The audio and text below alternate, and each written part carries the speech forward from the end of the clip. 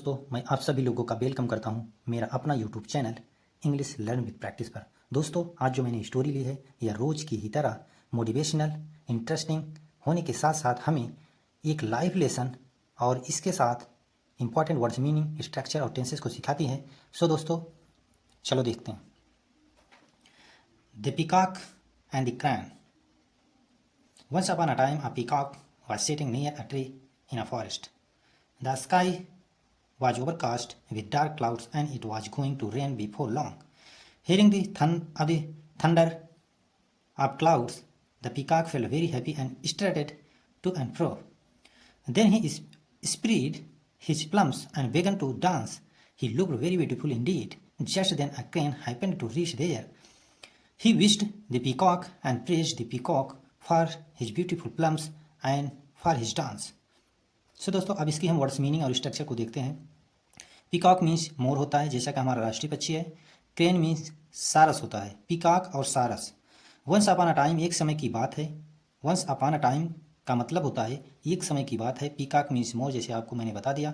यहाँ देखिए स्ट्रक्चर क्या बन रहा है। पीकॉक वाज सेटिंग, जैसे कि यहाँ पास्ट कंटिन्यूअस टेंस का यूज किया गया है, क्योंकि पास्ट कंटिन्यूअस टेंस की हेल्पिंग वर्ब होती है वाज वर्ब, और वाज वर्ब के साथ आने वाली मेन वर्ब के फर्स्ट फॉर्म के साथ हम आईएनजी लगाते हैं। जैसे कि यहाँ सिट वर्ब है, मेन वर्ब है और उसके साथ आईएनजी आया है, इसलिए यहाँ पास्ट कंटिन्यूअस टेंस का स्ट्रक्चर बन रहा है। दोस्तों आगे देखिए, फॉरेस्ट मीन्स जंगल होता है।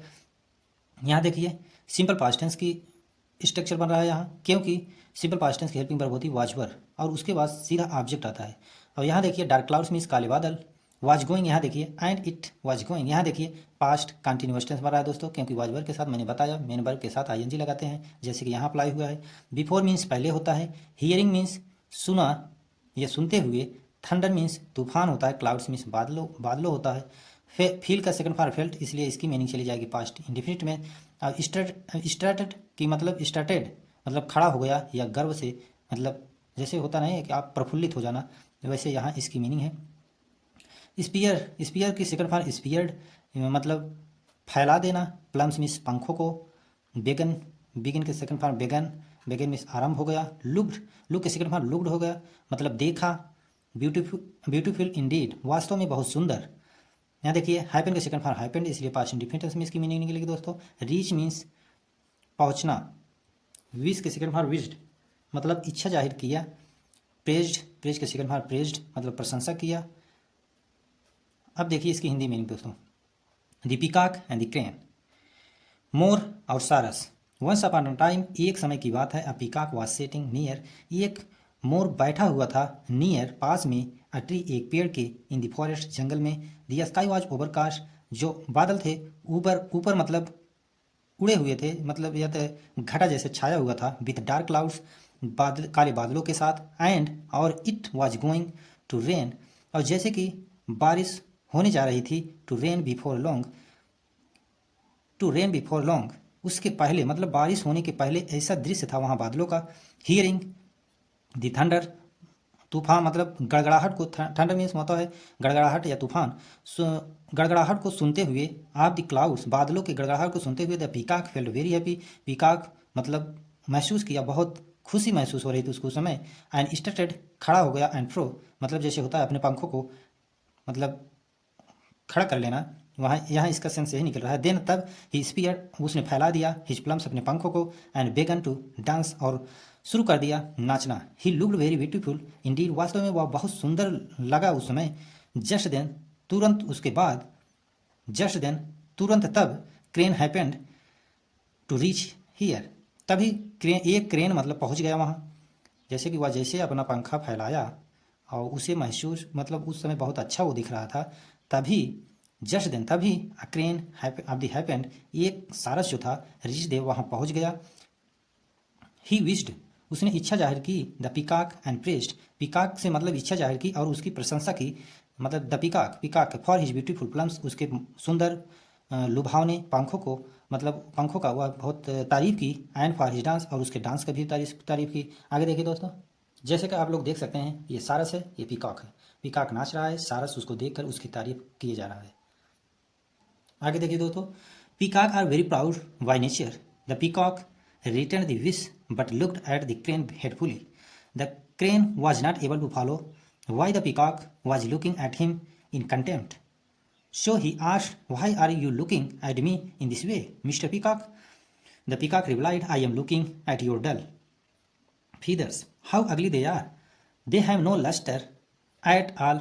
Just have a look at my shiny, attractive plumes. I pity for the injustice that nature had done to you. You are such a strong bird, but your feathers are dull." अब इसकी हम words meaning और structure को देखते हैं दोस्तों। यहाँ देखिए, पीकॉक आर वेरी प्राउड, यहाँ सिंपल प्रेजेंट टेंस का यूज किया गया। सिंपल प्रेजेंट टेंस की हेल्पिंग वर्ब होती है इज एम आर, और हम प्लूरल के लिए जैसे कि यू विधि के साथ हम आर यूज करते हैं, ही सी इट के साथ इज यूज करते हैं, आई के साथ एम यूज करते हैं, लेकिन यहाँ पीकॉक्स है, यहाँ मोरों के लिए आया है इसलिए आर यूज किया गया है। नेचर मीन्स होता है प्राकृतिक या प्राकृत। यहाँ देखो विश मतलब इच्छा जाहिर करना, रिटर्नेड मतलब वापस देना, रिटर्न के सेकंड फॉर्म रिटर्न वापस दिया, लुक के सेकंड फॉर्म लुक्ड मतलब देखा, हेटफुली मतलब घृणापूर्वक। वाज नॉट एबल टू, देखिए मैंने बताया था वाज नॉट एबल टू, हर एक चैप्टर में हर एक स्टोरी में मोरल स्टोरी में मैं बताया करता हूँ आप लोगों को, जब हमें पास्ट की एबिलिटी दिखाना हो हम कुड की जगह वाज एबल टू का यूज कर सकते हैं। अगर निगेटिव है तो वाज नॉट एबल टू हो जाएगा, जैसे कि यहाँ हो गया है। फॉलो मीन्स मतलब सहन करना या मतलब पीछा करना। यहाँ देखिए वाज लुकिंग, यहाँ देखिए पास्ट कंटिन्यूअस टेंस का यूज किया है, क्योंकि मैंने बताया है हमेशा मैं बताता हूँ वाज वर्ब के साथ आने वाली मेन वर्ब की फर्स्ट फॉर्म के साथ आईएनजी लगाते हैं, जैसे लुक वर्ब है और उसके साथ प्लस आईएनजी लगा हुआ है। कंटेम्प्ट मीन्स मतलब निंदा करना। आस्क मतलब आस्क के सेकंड फॉर्म आस्क मतलब ये पास्ट इंडेफिनिट टेंस की मीनिंग चली जाएगी। Why are you are looking, देखिए यहाँ प्रेजेंट कंटिन्यूअस टेंस हो गया, प्रेजेंट कंटिन्यूअस की हेल्पिंग वर्ब होती है इज एम आर, जैसे कि सिंपल इंडेफिनिट टेंस में होती है, लेकिन यहाँ प्रेजेंट कंटिन्यूअस टेंस है, क्योंकि इज एम आर के साथ जैसे आर यहाँ आया है उसके साथ मेन वर्ब के साथ हमेशा आईएनजी आएगा, इसलिए यहाँ प्रेजेंट कंटिन्यूअस टेंस बन गया। यहाँ देखिए रिप्लाई के सेकंड में रिप्लाइड मतलब उत्तर दिया। आई एम लुकिंग, यहाँ देखिए मैंने बताया था आई के साथ एम लगाते हैं, प्रेजेंट कंटिन्यूअस टेंस में यह स्ट्रक्चर फॉलो हो रहा है। प्रेजेंट कंटिन्यूअस टेंस की हेल्पिंग वर्ब मैंने बताया है आई के साथ एम लगाते हैं, मेन वर्ब की फर्स्ट फॉर्म के साथ आईएनजी लगाते हैं। अब यहाँ देखिए दे हैव नो, जैसे कि हमें प्रेजेंट में कुछ होना हो ना होना हो, हमें दिखाना हो तो हम हैव लगाते हैं, अगर हमें ना होना कुछ दिखाना हो तो हम हैव नो या डोंट हैव नॉट लगा सकते हैं। डोंट हैव नॉट की जगह हैव नो लगा देंगे तब भी चलेगा, जैसे यहाँ यूज किया गया है। अब देखिए यहाँ शाइनी मतलब चमकदार, अट्रैक्टिव मीन्स होता है लुभावना, प्लम्स मीन्स पंखें। अब इनजस्टिस मीन्स अन्याय। यहाँ देखिए नेचर हैड डन, यहाँ देखिए पास्ट प्रेजेंट परफेक्ट टेंस का यूज किया गया, क्योंकि प्रेजेंट परफेक्ट टेंस की हेल्पिंग वर्ब होती है हैज, और हम जब सिंगुलर के लिए यूज करते हैं तो वहाँ हैज लगाते हैं, हैव नहीं लगाते हैं। यहाँ देखिए मेन वर्ब की थर्ड फॉर्म आई है, इसलिए प्रेजेंट परफेक्ट टेंस का स्ट्रक्चर यहाँ बन रहा है। यू आर सच, यहाँ देखिए सिंपल प्रेजेंट टेंस का यूज किया गया, क्योंकि यू के साथ आया है स्ट्रॉन्ग वर्ड। अब देखिए डल मीन्स होता है धुंधला। अब देखिए इसकी हिंदी मीनिंग दोस्तों, peacock are very proud by nature, जो पीकॉक था मोर था वह बहुत ही मतलब घमंड था उसको नेचर से, जो उसको नेचर ने दिया था। The peacock return the wish, peacock भी जैसे सारस ने उसकी तारीफ की नाचने का और उसके फीदर पंखों का, उसी प्रकार क्रेन भी सारस भी उसे तारीफ करता विश करता है, इच्छा जाहिर मतलब मोर भी उसे इच्छा जाहिर करता है क्रेन को, तुम भी अच्छे हो और अच्छे दिख रहे हो। लेकिन वह कैसे देखता है देखिए आगे, बट लुक्ड वह उसे देखा क्रेन को हेटफुल्ली मतलब बहुत घृणापूर्वक। The crane was not able to follow, crane यह सह नहीं सकता था, मतलब मैंने बताया था पास्ट की एबिलिटी मतलब पास्ट की एबिलिटी दिखाने के लिए हम was not able to negative है, यहाँ निगेटिव लगेगा। क्रेन सह नहीं सकता था, यह मतलब जिस तरीके से उसको मतलब देख रहा था मोर घृणापूर्वक। Why the peacock was looking at him contempt, क्यों पीकॉक उसे देख रहा था इतना निंदनीय नजरों से। सो ही आस्क्ड, इसलिए वह पूछ लिया, व्हाई आर यू लुकिंग, तुम क्यों देख रहे हो एट मी, मुझे ऐसे, इन दिस वे इस तरीके से मुझे तुम क्यों देख रहे हो, इतना निंदनीय इतना हेटफुल तरीके से तुम मुझे क्यों देख रहे हो। मिस्टर पीकॉक मतलब क्रेन ने पीकॉक से पूछा, मिस्टर पीकॉक तुम मुझे इस तरीके से ऐसे नज़रों से मतलब घृणापूर्वक मुझे क्यों देख रहे हो भाई, मैंने क्या गलती कर दी है, मतलब उस क्रेन पीकॉक से पूछता है। अब आगे देखिए, the peacock replied, the peacock ने रिप्लाई दिया उत्तर दिया, I am looking at your dull, मैं देख रहा हूँ तुम्हारे गंदे पंख मतलब फीदर्स, डल फीदर्स, मैं देख रहा हूँ तुम्हारे गंदे पंखों को। हाउ अगली दे यार, ये कितने गंदे और कितनी मतलब कुरूप हैं। मोर क्या कह रहा है, मैं देख रहा हूँ तुम्हारे गंदे धुंधले मटमैल पंखों को कि ये कितने अगली और कुरूप हैं। दे हैव नो लस्टर, इसमें कोई चमक नहीं है। एट ऑल, इन सब में मतलब किसी एक पंखे में नहीं कह रहा है पार्टिकुलर, सभी पंखों को कह रहा है कि इन सब पंखों में मतलब तुम्हारे पंखों में कोई चमक कोई अट्रैक्टिवनेस नहीं है। Just have a look at my shiny attractive plums, देखो देखो मेरे चमकते हुए लुभावने पंखों को। आई पीटी फॉर द इनजस्टिस, मैं तरस खाता हूँ इस अन्याय के लिए दैट नेचर को हैज डन टू यू, जो तुम्हें नेचर ने ऐसा गंदे पंखे और गंदे फीदर को तुम्हें दी है नेचर। मैं इस मतलब अन्याय से नेचर के ऊपर तरस खाता हूँ, तुम्हारे ऊपर तरस खाता हूँ कि नेचर ने ऐसा तुम्हें क्यों मतलब तुम्हारे साथ ऐसा किया। जैसे मुझे चमकीले और लुभावने पंखों को दिया है ऐसे तुम्हें भी देना चाहिए। तो मतलब कटाक्ष की तरीके बोल रहा है वो, मतलब वो सही पीटी तरस नहीं खा रहा है उस पर, सारस पे। वो मतलब कटाक्ष पूर्वक मत सारस से कह रहा है। तो अब आगे देखिए, you are such a strong bird, सच में तुम मजबूत स्ट्रॉन्ग पक्षी हो, बट योर फीदर आर, लेकिन तुम्हारे पंखे बहुत ही गंदे हैं। आगे देखिए दोस्तों, the crane replied, don't blame nature at all, brother she is all just, she has given very creature what is required. She has given you lovely of the plumage because you don't need them for long flights. Your plums are a mere showpiece indeed, but I need my feathers for long flights. So nature has given me strong feathers. They may look dull and ugly, but I can use them to soar and as high as the clouds. Can you do that? No, certainly not. The peacock has no words to reply. He was ashamed of what he had said, so he felt sorry for his pleasant remarks and apologized as well. अब इसकी Hindi summary, नहीं पहले आप इसकी words meaning और structure को देखिए फिर हिंदी समरी। देखिए यहाँ सी हैज़ गिवन, यहाँ देखिए प्रेजेंट परफेक्ट टेंस का यूज किया गया। मैंने बताया है प्रेजेंट परफेक्ट टेंस की हेल्पिंग वर्ब होती है और उसके साथ हम जब मेन वर्ब आती है तुरंत वर्ब का थर्ड फॉर्म आता है, जैसे यहाँ यूज किया गया। प्लमेज मीन्स मतलब पंखों का मतलब समूह, बिकॉज मीन्स क्योंकि, आई डोंट नीड, यहाँ देखिए प्रेजेंट इंडिफिनिट टेंस का यूज किया गया। प्रेजेंट इंडिफिनिट टेंस की हेल्पिंग वर्ब होती है डू या डज, और हम प्लूरल के लिए डू लगाते हैं और सिंगुलर के लिए डज लगाते हैं। निगेटिव में हम डोंट नो और डजेंट नो लगाते हैं या डजेंट लगाते हैं, डोंट या डजेंट लगाते हैं। आगे देखिए, फ्लाइट्स मीन्स उड़ना, मेयर मीन्स अच्छे सुंदर, इंडीड मीन्स वास्तव में, आई नीड मतलब यहाँ देखिए मॉडल्स का यूज किया गया। नीड एक मॉडल्स है जो मॉडल का काम करती है, और यहाँ नीड मतलब आवश्यकता।